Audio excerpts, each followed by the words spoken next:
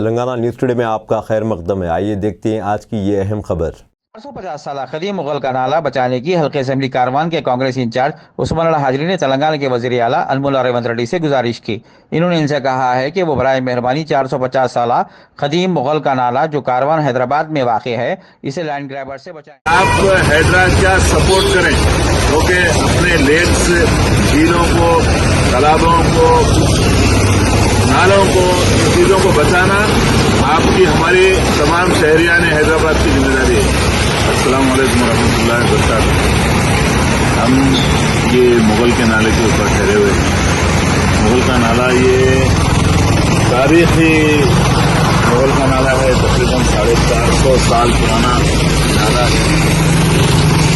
قدیم کا اگر حیدرآباد والے اگر اس کا پلان نکالے تو معلوم ہوتا یہ جس طرح سے اس کے راستوں کو چینج کیا گیا اپنی مرضی کے مطابق، اور جس طرح سے انفورسمنٹ سے اس نالے کے اوپر ہوئے کہ دیکھ سکتے ہیں آپ لوگ کس طرح سے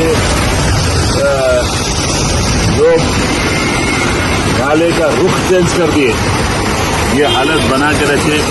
آپ بھی دیکھ سکتے ہیں کہ یہ مغل کا نالہ، اس کا حقیقی پلان جو ہے اریگیشن ڈپارٹمنٹ سے نکالنا، اور اس کا کتنا ریڈیس تھا اس کے اوپر ذمہ داری ہے حیدرآباد کے ذمہ داروں کی کہ کمشنر حیدرآباد سے میری ریکویسٹ ہے کہ آپ ضرور اس سلسلے میں آپ تحقیقات کریں، اور نالے، لیکس، کنٹے تقریباً حیدرآباد میں تباہ ہو چکے ہیں۔